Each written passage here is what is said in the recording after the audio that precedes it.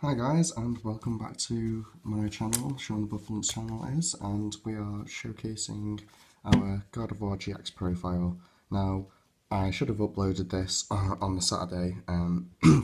Basically, the story behind it is I went to a Saturday tournament local, and I only geared this deck ready for the tournament. I took apart my Drampa Gardevoir and just built this instead. And the set is not meant to be released for another 2 weeks apparently. That being said, after having a talk with all the other players there and the actual tournament organizer, they said that basically we all need to start practicing with Burning Shadows anyway and using all the cards and stuff like that. And they also needed me as a player anyway to make the numbers and such.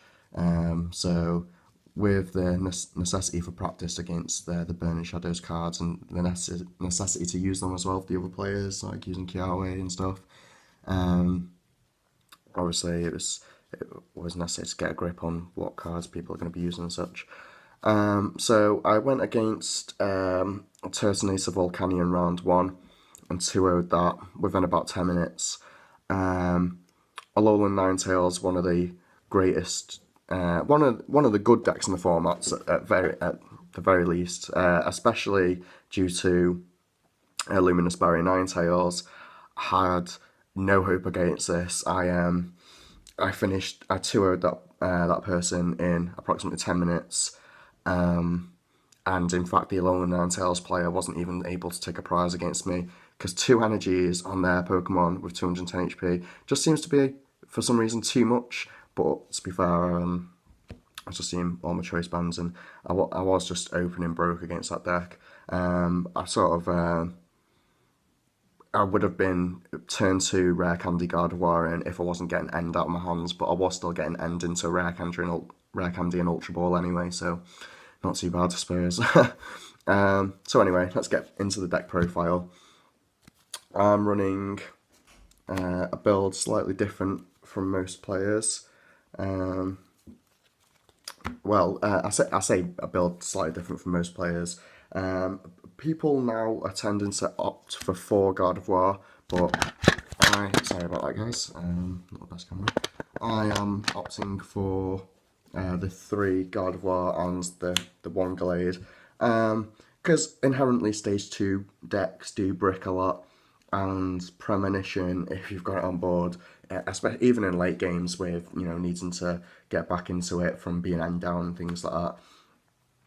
Just as a note, by the way, this is still not post-rotation, so obviously we're going to have 2 weeks of this deck before the Verseekers get nerfed and all the rest of that. So we are playing 3 of the Curlier, and I am playing 1 Psychic one just in case there's anything that I do ever need to hit for weakness. Obviously this is a luck-based attack, so it's not, if you can do anything but not attack a Curlier, but it's just as a very, very last resort. Hashtag Eevee. And then obviously 4 routes, because you can't run the deck without 4 routes. Now for supporting Pokemon, just move these to one side I'm in. So for supporting Pokemon, we are running 1 Diancie because Sparkling Wish is that broke. I'm even considering running 2 of this, but the deck space is so tight, again, with it being stage 2, does make things difficult. Now, my draw support, some people vote for Remoraid Noxiliria, but I'm voting for Rangaroo because, well, I just personally think it's inherently better. It's actually got a strong attack, so it can be used as a 1 prize card attacker if you are in the business of forcing your opponents to play a 7 prize game. And it's got more health. It's got the same retreat cost. There's nothing bad about it apart from it gets you 2 less cards, which doesn't really matter for the 3 pluses that it has over Rangaroo. Plus, there's more grass decks floating about than there is fighting, so Auxiliary's inherently got a worse weakness. Now, one of these cards is proxied because I still haven't got hold of a second one yet, but I am able to use one every single time I play, fortunately, because I do have access to them. Is Tapu Lele. So 2 Tapu Leles. It is a good attacker, but obviously it's not necessary for that. You are mainly using it literally for Bridget and then late game Sycamores, early game ends. I suppose if you don't see your Guzmas or Lysander not quick enough. So that's that for the Pokemon anyway. So let's go into the item, all standard things. Well, standard for now anyway. 4 Verseeker. Let's pop Mrs. Guardy out of the way. 4 Verseeker. 4 Rare Candy. Like, I think this is necessary. And it doesn't really matter that you play too many items, because if you go against Rampargarb and you do have a turn to Gardevoir up after using loads of items, you can just do your Twilight GX and shuffle all your items back in, so it doesn't really effectively matter how many items you've got. Obviously it does late game, don't take that for granted. 4 Ultra Balls, 2 Field Blower. This will probably become more important because Garbotoxin staying about, and Alolan Muck. Alolan Muck doesn't affect this deck, but yeah, Garbotoxin is still basically a thing, so this may become more important because obviously this deck is so ability heavy that if you don't have your abilities, you're just in the wrong game, effectively. So 2 Field Blower. Obviously there's Guzma for Retreat, but I'm still opting for 2 Float Stones for now. I just love Floatstone. I can't not play Floatstone, and a free choice band because it's effectively saving yourself from playing an extra energy, and you can obviously then attach to your bench and build up your second Gardevoir GX in the wing. Now I am playing a one-of item, and my one-of is an item that many players believe isn't necessary for Gardevoir because they say that recovery is not necessary just due to Twilight GX. But if you've already used it, then this came in clutch in my last match that I actually haven't mentioned. My last match was against Zoroark Drampa.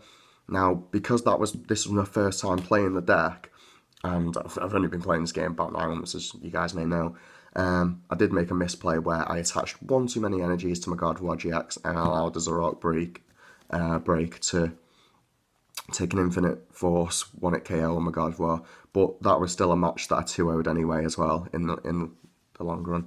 So that's that anyway. Super Odds, so necessary for recovering energy, because obviously your deck's not just about consistently getting out stage 2, but obviously its main focus is super one-hit KOs basically, and you need energies to do that, so Super Rod's good for that, and it's also good for rescuing various Pokemon that you will have discarded with Ultra Ball and supporters like Sycamore. So supporter section,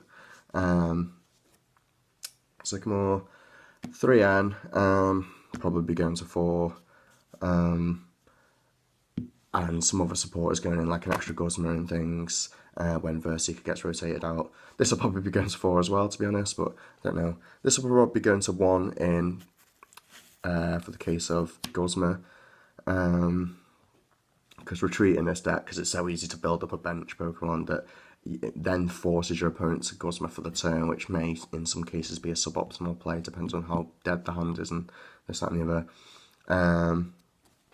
Talking of Guzma, I was playing one-of, but because obviously Verseeker's available at the moment, the one-of Guzma was all I needed, and like I say, I 2-0'd everyone in that tournament. Within about 10 minutes, apart from the last match, probably took about 20. Brigetti Spaghetti, another one-of, and you know, no point playing any more than that. And Skylar. This actually, against Alolan Ninetales, I got N down to 1, and I got Verseeker and I had this in the bin, and I was stuck for a second, and all I needed, because for some reason, I was expecting to see a Fairy Energy, so I promoted an Oranguru, which I forgot got Field Blowered. Again, misplay, wow.